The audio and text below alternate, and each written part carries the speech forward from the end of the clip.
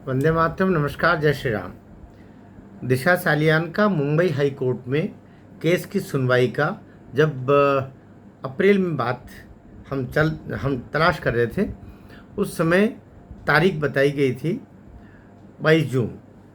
और 22 जून के हिसाब से ही बहुत समय तक तो वो उस पर स्थिर था। ये भी बताया गया कि बहुत समय तक उसको स्थिर किया गया था, उसके रीशेड्यूलिंग नहीं हुआ था।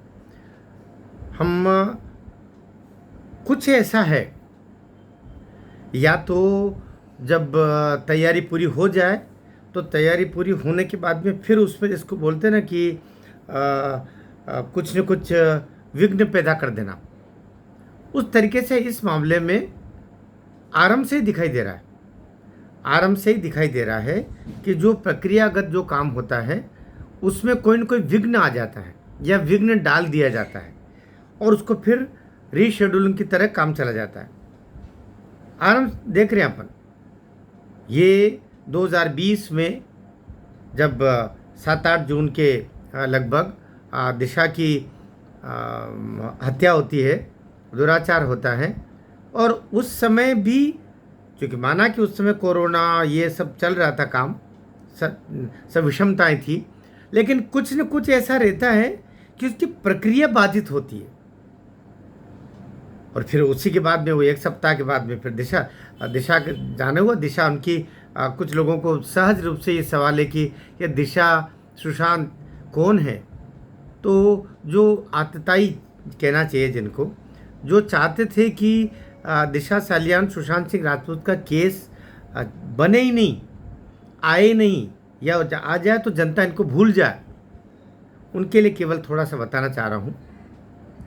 शायद क्योंकि 6 साल में गंगा जी में बहुत पानी बहा है, बहुत परिवर्तन आए हैं, तो सहज है कि ये कौन है, सवाल तो यहाँ कुछ लोगों के मन में उठता होगा। भाई 70,000 लोग तो मुझसे जुड़े हुए हैं, ऐसे लाखों करोड़ों लोग हैं। दिशा सालियान को नहीं जानते, लेकिन सुशांत सिंह राजपूत को जानते। सुशांत सिंह राजपूत की हत्या हुई और हत्या को आत्महत्या के रूप में दर्शाया गया, ये भी मानते हैं। लेकिन दिशा सालियान कौन थी, इतना 6 साल के बाद में कई लोग विस्मृति में हैं, तो उनके लिए बताना चाह रहा हूँ। दिशा सालियान सुशांत सिंह राजपूत अभिनेता की पीए थी, पर्सनल अटैच थी, पर्सनल उसकी सेक्रेटरी थी, जो उसका सारा काम धाम देखती थी। इसी के बीच में रिया चक्रवर्ती नाम की एक तथाकथित अभिनेत्री आई, और फिर उसने इतनी जगह कर ली और इतनी निजताएं सुशांत सिंह राजपूत से हासिल कर ली कि बाकी सब लोग छिटकते गए। इसी दौरान 7-8 जून की मध्य रात्रि 2020 में दिशा सालियान की हत्या हो जाती है, जिसको आत्महत्या के रूप में दर्शाया गया या कि दुर्घटना के रूप में दर्शाया गया।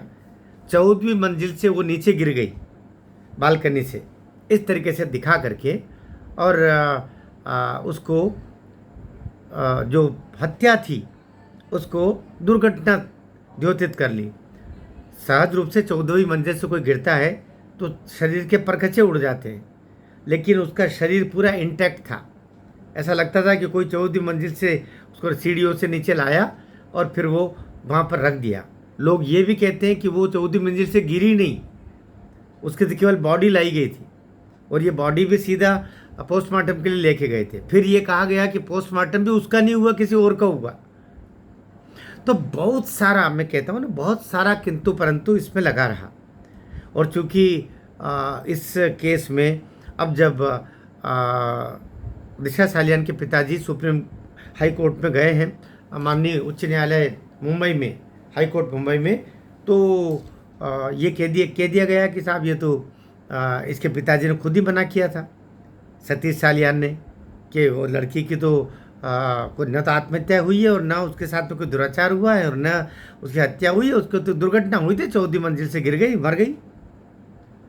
लेकिन ये जिनके इशारों पर, जिनके दबाव में बोला गया था, वो अब जा कर के वही सतीश सालियान, वही पिताजी जो ये बोल रहे हैं कि मुझे दबाव में लेकर के और मुंबई के तत्कालीन महापौर और अन्य लोग, चूँकि इसमें आदित्य ठाकरे दोषी था, आदित्य ठाकरे अपराधी था, आदित्य ठाकरे के गिरोहबद्ध लोग आए और उन्होंने सारा कुछ ये पापाचार अपराध किया, लड़की का दिशा सालियान के साथ रेप और उसका मर्डर किया, उसको फेंका, मारा, जो भी किया, फिर सारा कुछ उसको छिपा लिया गया।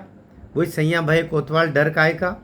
ऐसी अवस्था में मुझे चूँकि डराया था तो मैंने सहज रूप से मीडिया को और पुलिस को बोल दिया कि नहीं, उसकी हत्या नहीं हुई है, बल्कि दुर्घटना थी, पहले ये समझ लीजिए।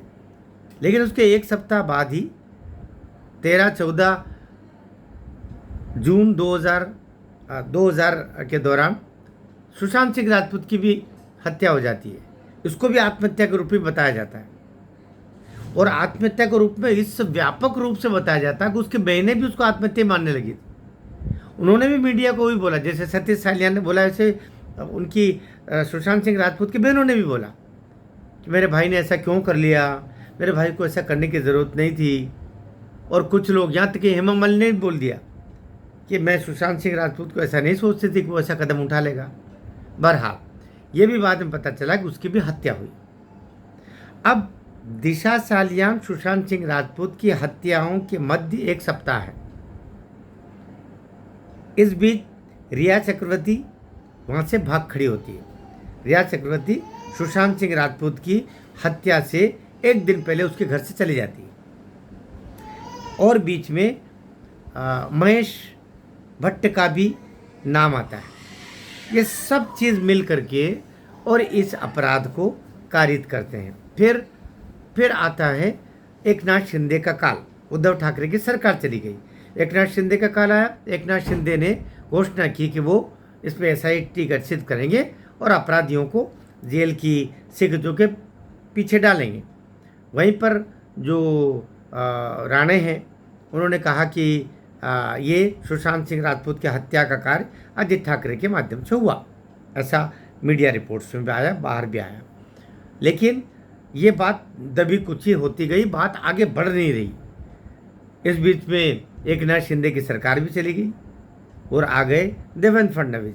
देवेंद्र फडणवीस से भी वही उम्मीद कि आप कुछ करो, लेकिन देवेंद्र फडणवीस के पर भी कोई जून तक नहीं रेंग रही। मामला फिर वही, 9 दिन चले 2.5 कोस। अब ये फरवरी 2025 से ये केस पेंडिंग है। सतीश सालियान लेकर के आए हैं हाई कोर्ट मुंबई में अपनी पिटीशन कि मेरी बेटी के साथ न्याय हो, आदित्य ठाकरे को अरेस्ट हो, उसके साथ उसके गिरोह के जो बाकी लोग थे सब नाम दिए, ये भी अरेस्ट हो और इनका इंट्रोगेशन हो, इनको फांसी हो, इनको दंड दिया जाए। तो यहाँ तक तो मामला हुआ। अब तारीख पर तारीख आते आते तारीख 22 जून 2026 बताई गई थी। अप्रैल के बाद में अब तथा अप्रैल के बाद मई और जून, लगभग 2 महीने का गैप था। 2 महीने के बाद हियरिंग 22 जून की बताई गई थी पहले। लेकिन आज जब इसकी जानकारी निकाली गई तो वेबसाइट पर भी तारीख बदली हुई मिली। मेरे जो लोग वहाँ बैठे हुए थे उन्होंने भी फिर मुझे बताया कि सर इस तारीख को 2 दिन बाद और आगे बढ़ा करके 24 जून 2026 कर दिया गया। समय भी दिया उसमें 11 बजे का, 11 बजे उसका समय है। ये 11 बजे मतलब बिफोर नून और आफ्टरनून, तो ये बिफोर नून में इसकी हियरिंग होगी। अब इसकी अन्य जानकारी ये है कि सरकार ने अपना जवाब प्रस्तुत कर दिया।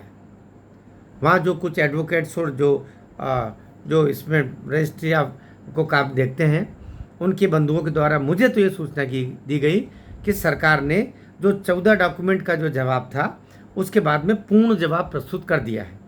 और अब ये 24 जून को, अर्थात अब जो हियरिंग होगी परसों, उसमें सीधी बहस होगी और बहस के बाद में हो सकता है डिसीजन रिजर्व रख लिया जाए।